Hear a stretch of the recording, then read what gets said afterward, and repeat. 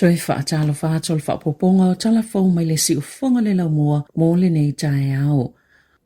Na whaalia le whaipule o le Act Mark Cameron le utu ua le palemene ona olona ngase wa ia iyo ina ua matua afia lavalona soifua maloloina mo ua ia talo sanga ina whaipule ina ia whaawa upeo na langolango mawhinau mo le au whai whaatoanga malafu manu o le asololo na whaile saunoanga whaamawaya Cameron whaapea i malesa avea mameni stalo soifua maloloina matangata Pasifika Dr. Shane Reti i le palemene. Ono tau sanga talo na ufiatu Cameron i le palemene ai olona ngase ona fatu ngao olona fatu fatasei male maliu olona atali ina pule leola wa matua whai na ilona soifua maloloina. Na ta weleli i whaipule e mana tuolo na sau whai i tutono le maota fono e whaafau inisi taimi o na whatunga au uana o le valu pasene le tūlanga o lo o iai ma o le tau tele o tangata la tau tele o sila fiaina ma ua iyo e ua matua whaina lava lona soifua maloloina peitai na fia whaawau pea o na olona nganga i le au whai whaatoanga mawhaila fumano whaapea fo e ma le pale mene na ia whaafetaia le taitai o le vaenga whaapea fo ila la tau sui taitai. Ile saunanga whaamawaya reti na ia whaatawai na i taimi longa mo ia lava a maise lava a o avea mamini stalo soifua maloloina e au fieile a onga il whalemai waikato o le siitanga pitu te lea mo fuala au mo le kānesa whaatase ma le whaapoponga o le tausanga e anga vaaiti nā mo whaata o le susu po le press screening mai le fitu se fulu i le fitu wha tausanga peitai ele i umalana ngā luenga na ia saunoa i kampani nga osi vai sua malie o la tau ia na nga i aia na fuafuanga sa ngalue mo se polisi e tau fia ia i tu ai ngā pisinisi mai le whaapopo le tele o le suka ia la tau vainu i tutono New Zealand whaatusa ia au se tālia e le vao le wha se fulu ma le 5 pasene e la ititi whaile suka i tutono a la tau vainu sua malie. O le ale ai se tau e tatongi mo le tui pui o le fulu mo tamaiti i lalo le tailima tau sanga le mātutua a matatu i le tau sanga a sau na vala au fo mai ina ia whaatupe ato o toa le malo se tui pui mo tamaiti na si tia walunga le tele o tamaiti a afia le influencer i le tau sanga nei o pito silo na to tele tamaiti i lalo le tailima tau sanga e ave i fale mai a maise lava i maori i matamaiti Pasifika na whaalia Adrian Martin o se tasi o whaululunga o le whamek o le suwinga o le ama whaiai e le tosa malito o lua se lau wonu se fuluafi o tamaiti o na ngawaa i le tui pui mai le tai ono masina se ia o atu i le tai 5 tausanga le mātutua. O le taimi nei, e na o tamaiti lalo le tai 5 tausanga i le se tutongi o le tui pui o le fulu, pe a whaina tau fia i whale mai, ona oni mai a whaina i o lātou wala e a mānawa, po o le a awhia fo i ni singa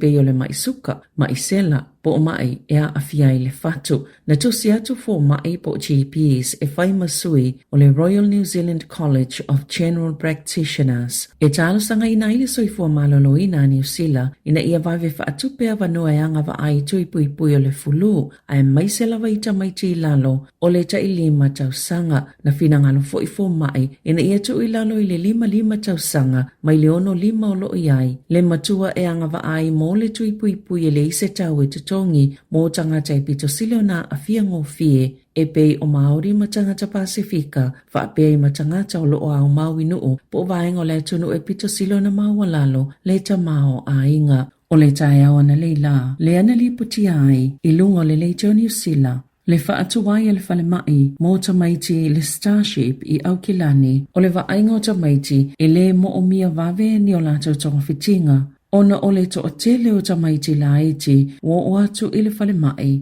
a oa a fia i aunga o le fulu. Na whaalia e fo mai, o le tui pui au noa mastotongi le o whaalauloa le malo, mo tamaiti i lalo le ta 5 tausanga le mātutua i le tausanga fo, e le o vave o na whaatino ina, e mawhai o na whaasau ina ai, o lao tamaiti. Na whaania Consumer New Zealand, e ono langona le to'otele o tangata whaatau i New Zealand le tala whea ngai, o le tūlanga ua mawhai ai e supermarket ya le Woolworths, o na whaalu le whaaselau miliona tala, mo le toi whaafowina o na whale oloa, ai olo mwhai lava o na mausana polo fiti, po o tupe mamai se lau wono se fulu tolu miliona tala. Na lipotia le kampani, le se lau wono se fulu tolu miliona tala, O polo fiti a ole ito esea tului ma la fonga ini usila ale kamupani ma o sisi janga le valu tesima le valu pasene pe a whaatus-tusa i le tausanga ua mawai. Na whaalia le Woolworths ina ia mawhaio na ufu ina atu ni tau tala whea ngai malelei mo tanga ta whaatau i usila e te tau fo ila o na avele kampani ma pisine se whaatuatua ina ma ngā whatio na whaawau pea i se tūlanga lelei. Na whaalia fo i le kampani i se māketia matua mā losi ei whainga whaatau vanga e te tau fo i na lātou whaangaio ia la lātou pisinisi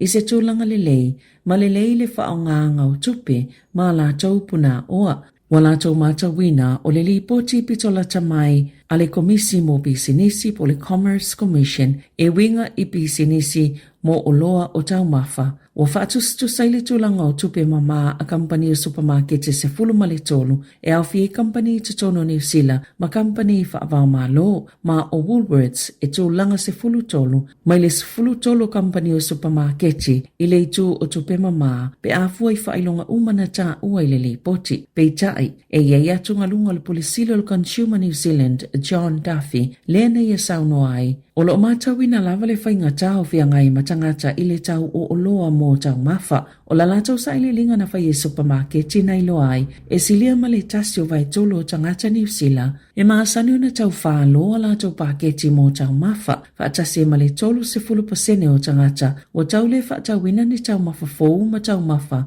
e le itele ni suinga o whaia mafa o popo iai talu ai le tau ngata. E tau ngata le tau le soifuanga ai o lea sa mawhai le Woolworths o na whaalu le whase lau miliona tā la toi whaafawai na supermarketi ma toi mauma le polofite se lau na 3 miliona tā la. O se tūlanga le tāla whiangai mo le tele o tangata whaatau ma e lena o tangata o lo tau sue tupe e whaatau wai tau mafa mo la tau ainga pe ona saunoa Duffy. I atunu i whafo, o lo so ina nei e sayani tisi, le mafua angololonga te tele whafo se ina tutupu ine Paul ma Tibet. Na whaaleanga inai a ai a wala te tele whaapea maala lau papa, ele imanino le taimi nei, peitai, one Paulo se tasi o vaenga o le lalangi, e ha whaina ngofia i whaalave whaale nātura, ona o le suinga o le tau pe ona lipotia. Wa moli mawina le tete leo polo ka aisa ua li usua vaia, ma ua amata ona le mautu maunga ma papa, wa whaasalo ina vai ma fōlinga mai, wa tele atu le sua vai. A li usua vai aisa te tele, e mawhaiona fausia ini vai tu lotu te tele ino whanga maulunga o lo iei maunga.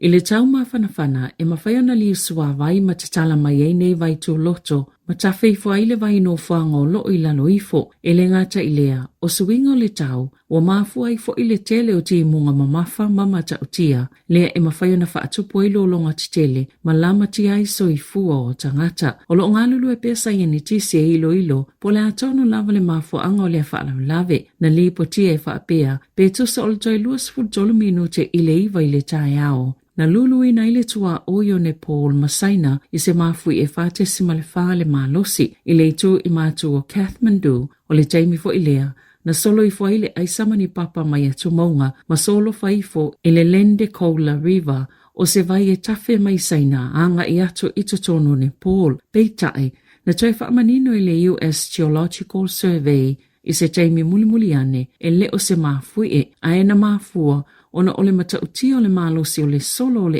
ele, maana fuaina e whaape tutusa ma le malosi. O se mafui e 5 ma le lua, e le o se mafui e la na mafui le solonga o ele, ai o le solonga o ele na mafui e pe ona ta ua e sayani tisi. Na o lātou whaalia, e whaitau vai aso, o whaanga solo so suenga. E whaitau se lautanga taulo sa ilia, po le whaitau afe foi, mai lea whaalamlave whaale nātura, pe ona tā uai i le poti. Wa iuele company tele o whasoota ingai te konolosi, ale meta, e tatongi se tupe o atu ili se 10 biliona tala Amerika, po le tolu se 10 biliona tala New Zealand, ma whaopoponi suinga e puipui ele saunga le mua ta maiti a lato au onanga o le Facebook ma le Instagram. O amutai fo ima se whinaunga, whaapea mani whaamasinonga i whaatatau, ini tangi ona ole na nau po le pipi i o loto tupulanga talavoi au onanga. E se 10 tausanga e tongi ia vai ngā tupe, e pito sile ona te lele tupe o le amaua i California, pe tu samale tasi tesi malilima biliona Tala Amerika pe tai o isi se tete e whaitau miliona ni tupe o le a whaasoa atu iai. Na tui titi lava o se tete uma na whaia lato tangi. Na saunole loa ia Silia Virginia o Che Jones o le malilenga le ua whaia o le a whaamutai nei whaatinonga mawhainga matautia ai whaatino ni fuafuanga Tala whianga e puipui ei tamaiti mai ia a whianga ilunga fiso o ta inga whaaona po nei.